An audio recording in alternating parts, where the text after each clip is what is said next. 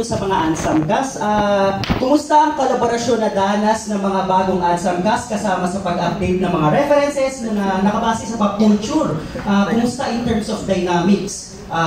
May na-discover ba kayong bago at mga partnerian? Buti, may na-discover ba kayong bago at may nakita po ba kayong mga dating nasa teksto, ngunit mas naging sentimental pa kayo nung nira niyo siya ulit? Pangalawang katanungan naman po, para sa lahat naman po ito, paano na bago nito sa paghubog ng komedya? Kasi natalakay po kanina na ginamit niyo ang komedya bilang komedya bilang isang social commentary.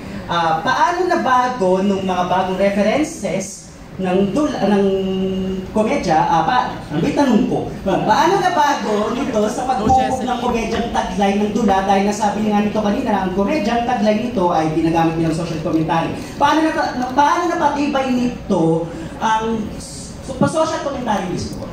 Maraming salamat. Yung unang question muna, yung Ansam.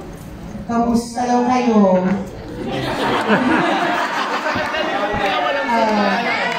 Paano kayo naging collaborators? Maybe MC and MC as MC. How about MC and James as MC?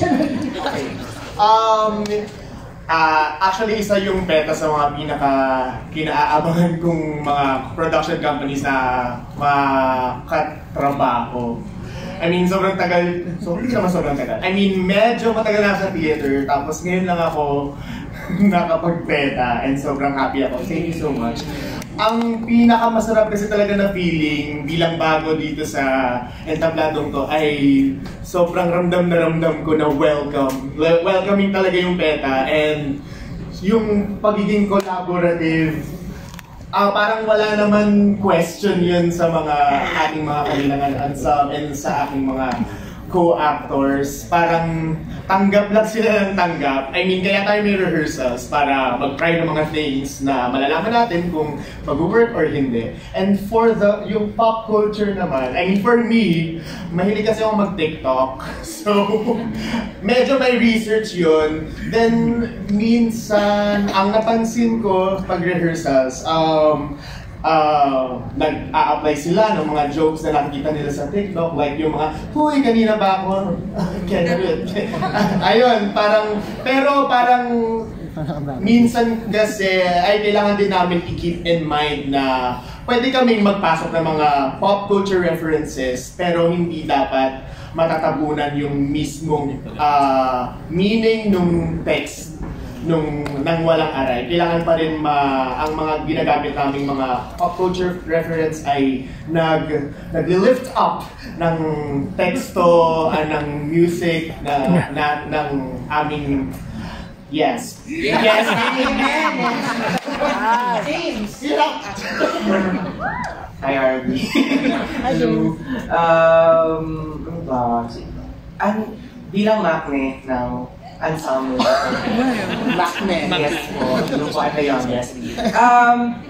Siguro yung flavor na, yung context ko ay siguro dahil ilan sa kanila ay napanood ko before, not just in Walang Aray, pero in previous PETA productions or outside PETA.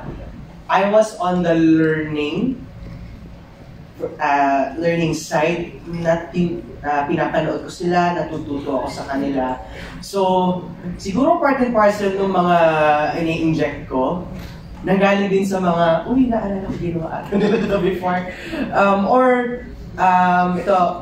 Dati po akong estudyante ng director namin, si Ian Segarra. So, dagdag priority siya actually.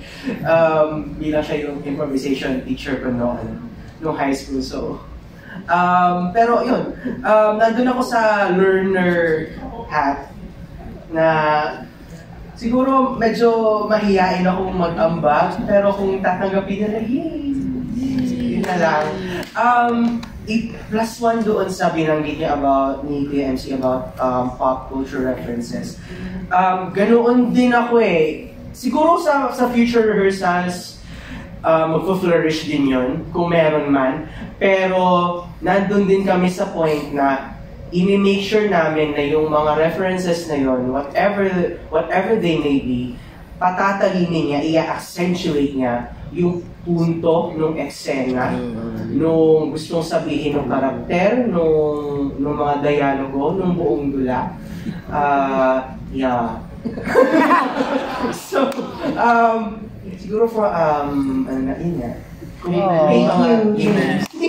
And for the second question lang, mabilis. So, naging itong Walang Aray, bukod sa Sarsuela siya, naging opportunity rin siya para i-review namin yung Philippine theater history. Kasi kung Sarsuela, komedya, you have to lang simboliko. So, yun talaga yung naging, tungtungan namin kung paano nga maging, ito lang ito ay maging symbolic. At kung paano siya malaro through pop references, pati yung pinanggalingan and all. And I think Sir June din. No, the underlying idea when Roddy and I conceived of the rewriting of my grandfather's Zarzuela, I wanted to have a vision. I wanted that whole message of my grandfather to be translated to a modern audience, and the main idea is to actually entertain. And part of the entertainment process is actually jokes, putting music into making the music into a more modern arrangement, so that people together with that message got to be, which I thought the marketing people brilliantly thought of, is to give the classic Zarzuela of my grandfather to reach more audiences. So that's the main idea behind the conception of Walang Aray, when Roddy and I conceived the whole idea. Thank you, sir. Last, Norbs? So ulitin ko nga po, 7 days pa lang po kami nagre-rehearse. So actually, kakaaral lang nila ng kanta for 3 days. Tapos po, nag-choreography ng 2 days. So, 5 araw na yun, no? Kasi yung 2 araw, isa blocking, yung isa, pag together natin yung press con. Ganon. So, kaya din, pag nag-scene work na, doon talaga kukutiin yung, I guess, yung mga tanong mo, saan nga ba? Pero, yung rehearsal ng PETA, hindi kami masyadong hierarchical.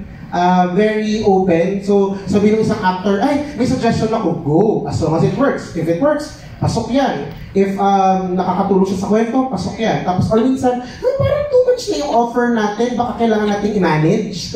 So, bibigyan din naman namin yung actor ng, siguro kailangan mo pag-isipan, alin ba talaga sa lahat ng offer mo ang gusto mo. Kasi hindi naman pwede, lahat na lang offer mo. Kasi, ma-upstage mo naman yung ibang tao. So, importante, shared space kasi yung stage at shared space siya ng pagkikwento, hindi lang ng creative team, kundi pati ng mga actors. Ang mga actors ng PETA, naku po, very empowered. Kasi po, sasabihin po talaga nila pag may gusto po silang gawain.